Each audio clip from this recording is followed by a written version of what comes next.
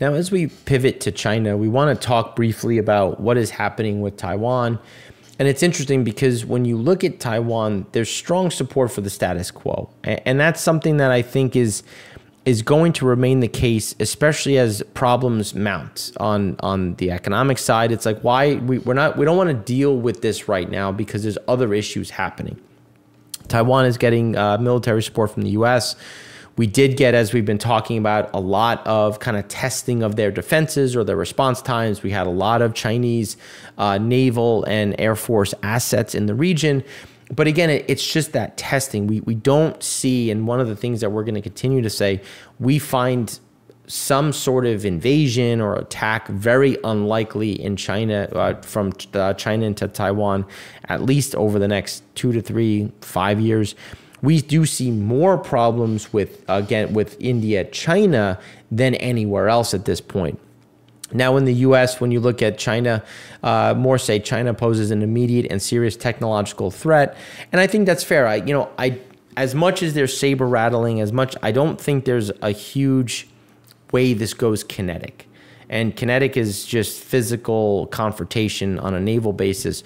But it doesn't mean that you can't have a technological impact. You can't have an economic basis. There's a lot of ways that you can have some sort of Cold War or this back and forth without having literal missiles flying. And that's why we do think that the technological and economic threat is a real piece, especially when you start looking at the technology side, and the pressure that's going to remain in general. Now, is it a somewhat of a threat, an immediate serious threat? I think it's kind of indifferent on both, but again, I think they're both real, and especially as we talked about in segment 1, more high net worth people are leaving, more Chinese nationals are leaving that have PhDs in AI and other are leaving. It's going to increase some of those pressure points. Now, here's an interesting piece. For those that have been following us, we've been talking about investment in China and how that's been declining.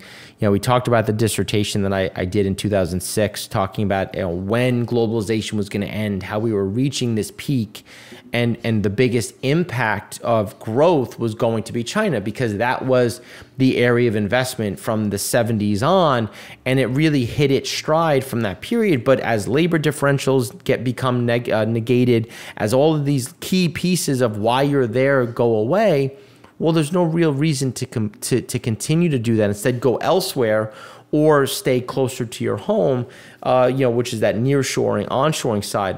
So almost 1 in 10 European companies have shifted investment away from China.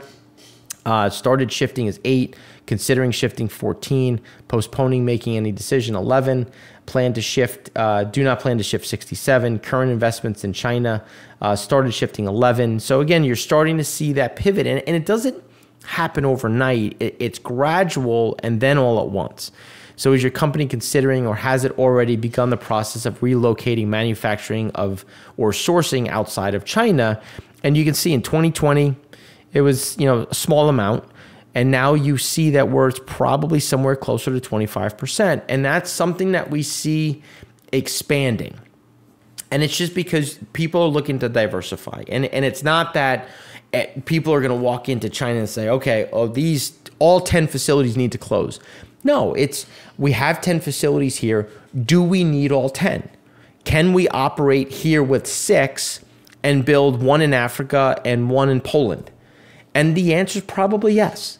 And that's where it's like you shut down 4 and you opened up 2. So net, you shrunk your footprint, but you're now more optimized and helped to diversify. Now, the problem that we're saying is that China is so levered to this part of the system that any reduction of new investment, not only just keeping the status quo, but moving lower, has an exponential impact on their economic decline.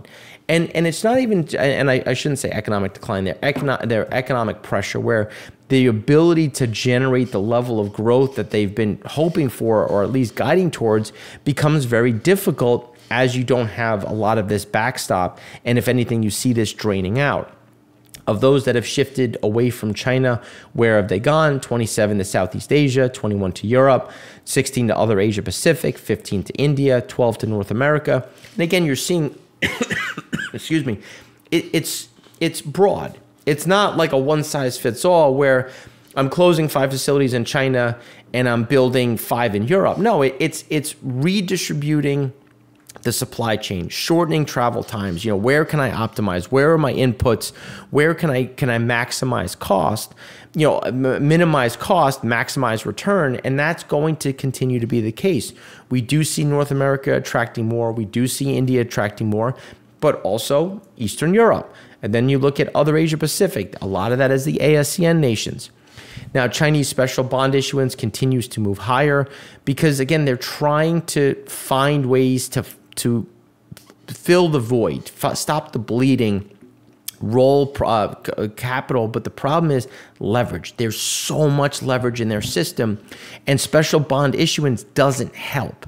And that's some of the, again, the pressure points that we continue to see that are creating those underlying problems. Wanting to stay home, more middle-class Chinese are skipping trips abroad in near term. So when you look at the middle class, again, a key advocate for growth within the Chinese system, more middle-class Chinese are skipping trips. You know, when you look at June and September, it's still elevated. It's starting to get a bit lower, but you're seeing this movement down in terms of activity because, again, even though everyone's going to look at all of the savings that are in China, which is true, they on a dollar figure level, they have a significant amount of savings, but how much unrealized and realized losses have they taken in real estate? And even when you factor in the two, they're still net negative, which is why we're seeing that pressure point. Selling pressure, net share sales and purchases by directors and officers in companies continues to be negative because, again, they see the problem. So why are you looking to buy into a company knowing that there's going to likely be more downside and there'll be more opportunity to buy it lower? Now, when you look at China's top 25 real estate companies by sales in 2022, you can see just the amount of issues that are sitting there. So you have in default, there's several in default, but how many of them are state-owned and affiliates? And what is their exposure to the market in general? And I think that they've been a much bigger issue in terms of some of these opportunities. Growth of outstanding bank loans, households, total, and then the enterprise piece. You can see the slowdown. You can see that roll down in some of the slowing piece in terms of some of these opportunities. Country Garden, CIF Holdings, Sunac, China Evergrande. When you look at it in terms of Country Garden mispaying 15 million interest payments on an offshore bond, you look at China Evergrande failed to meet investor payments to international investors, the world's most indebted property developer. So when you look at the distress front, it's not getting much better. If anything, it's getting a bit worse. It's just a matter of where is the biggest tranche of bonds that are coming due or loans that are coming due causing that pressure point. Chinese real estate transactions here, when you look at it, continues to go negative. But as the transactions continue to decline, well, it's going to be harder for these companies to pay interest because it levered themselves to such a point they don't have the capacity, because even if they do sell something, that money that comes in is strewn across so many different assets because unfortunately they undercapitalize or double, triple book their assets and collateral. So there may be several loans, several bonds, several consumer facing products that are backed with the same asset. So again, even though you may sell something, it doesn't mean that it's going to backstop what you owe people. So then when we look at liabilities versus profit or loss of top 25 real estate companies, here you can see that when you look at the loss side, there's that trend down. Now and again, let me preface this. Just because Bear Stearns went bankrupt or Lehman went bankrupt doesn't mean that everybody was at risk. Just like when you have small and medium banks, when you had SVB, you had you had First Republic. It does just because, and there's more out there. I'm by no means saying in the U.S. we're done. It doesn't mean that M&T and PNC aren't good banks. Just like this, just because there's a swath of bad actors or problems, every company's different, and that's where it's important to look at. This is how you make your money as a portfolio manager, is finding the ones that are well positioned, well protected, manage their portfolio well, where when Country Garden, files for default, and everybody comes down in a synchronized fashion, you buy the good ones, and that's where you have some of that opportunity. So I just wanted to preface that because I know that we talk negative on it, but it doesn't mean that there aren't opportunities. It's just the whole industry has headwinds. So it's just who managed their book well enough to manage the downturn, to manage some of these problems. China's property sales, investments, and funds. Property sales by floor area continues to decline. Investments, same. Developer, same. So again, it's just the headwinds are not going away. Investment has continued to be extremely high, yet growth has slowed sharply, which is a problem because and this is the law of diminishing returns that we've talked about. You're investing more, but you're not growing. And it's because they've reached a point that every new incremental dollar, if it's being created by debt, is not having an impact on growth. Even with its excessively high investment rate, China suffers from a weak domestic demand, mainly because the consumption share of GDP is so extraordinarily low. And this will be made all the more difficult as China is forced by debt to bring down the growth of investment. And that's the underlying problem. So savings rates is, as it says in the headline, category of its own. But the losses on the real estate side and their exposure, because China, 64% of consumers are exposed to real estate. South Korea is slightly higher at 68%. But that's a huge issue. That is a loss, both realized and unrealized, that is going to keep that downdraft going. China must bring down its savings rate by 10 to 15 percentage points, and it has no choice. One way or another, it will. But the problem is it going to go to covering the losses, or is it going to go to something useful? And that's some of the bigger issues when you look at how the money gets unlocked. But there are broadly two ways this can happen. The bad way is with a sharp drop in GDP growth, which is what we think is likely. And in that case, GDP growth would fall more sharply than consumption growth, with the result being a reduction in the savings share of GDP, which unfortunately, because of the losses, is the likely way we see this kind of balancing itself out. This could happen quickly, as with the US in the early 1930s, or slowly, as with Japan in the 2 to 3 decades after 1990. It's probably somewhere in the middle. And that's why we talk about a decade of slow growth. And it's likely going to be, is it 2 to 3 decades? Probably not. I think the PBOC has managed this fairly well. And it's something that it's probably the 2020s. This is and if Xi kind of follows the PBOC trend of trying to manage this, that's where we'll likely see some of those benefits. Now, when you look at some of the shifts of the supply of new housing has collapsed dramatically, but because you don't need it, there's not enough people to fill what's currently built. And the essential shift away from investment towards consumption has barely begun.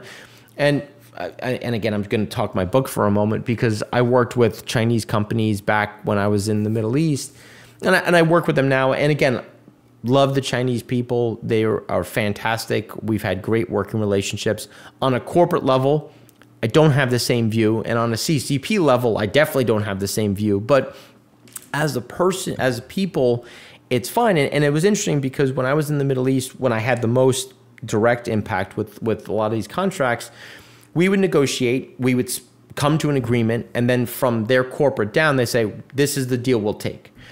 And in 2010, 2011, a lot of companies said, okay, I'll take that deal, even though it's lower margin, because I'll make it up in volume, because China is the largest population. I'm going to get volume. And it never happened. And it's always been promised.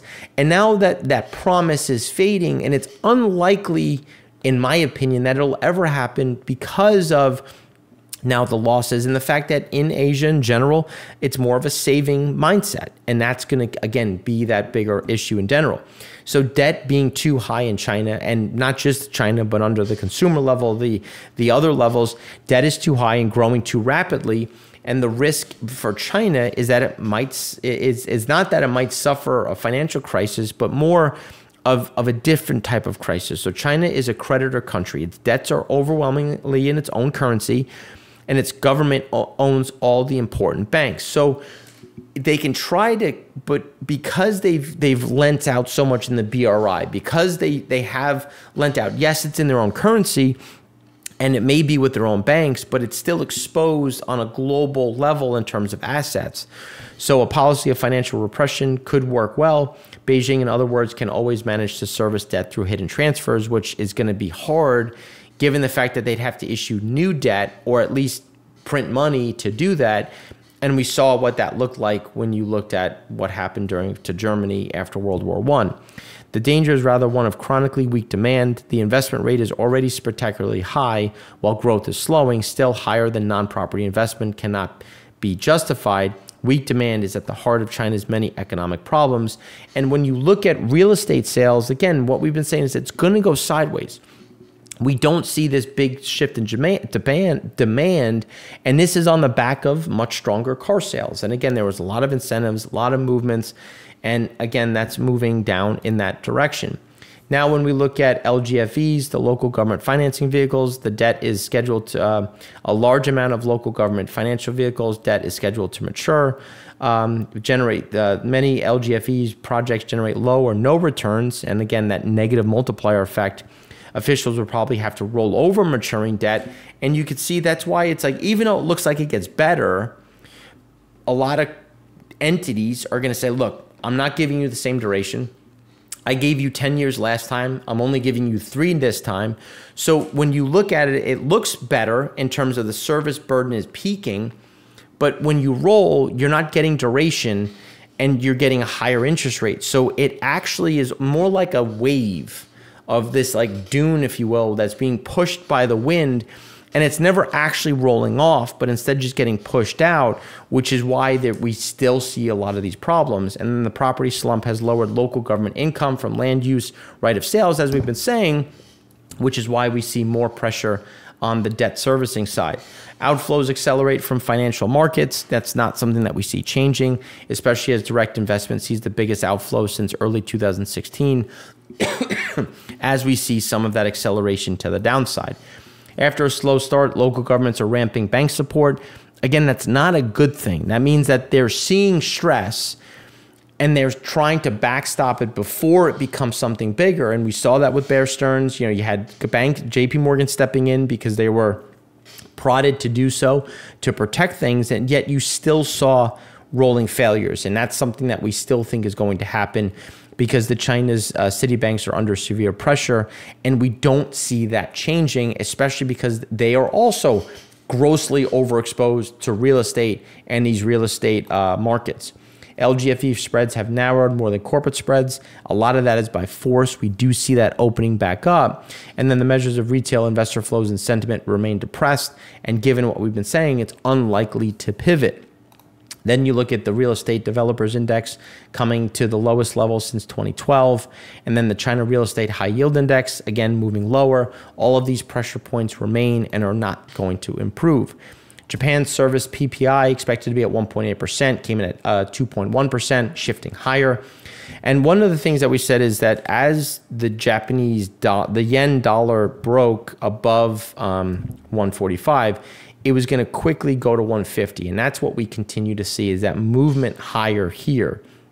So the United States, when you look at the Japanese yen bonds, you know, the 10 years at 75 basis points and continuing to bump higher. And as we've been saying, they're eventually going to have to yield, raise rates, let things free float, and that's going to become a much bigger problem.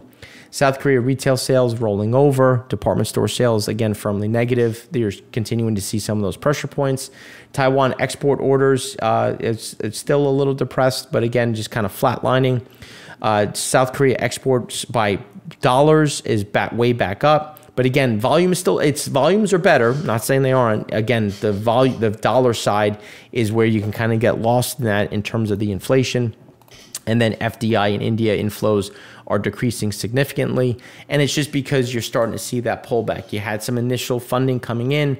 And this is why, even though we do think India maintains an expansionary footprint, it's going to slow, and the pace of that is going to slow. So it's not that it's going to go into contraction. It's just the rate of change is going to pare back. So that's what we have for you today. If you have any questions, please feel free to reach out, and we hope you enjoy the rest of your week. Thanks again for watching. I'm Mark Rossano, founder and CEO of C6 Capital Holdings, coming to you from Primary Vision Network.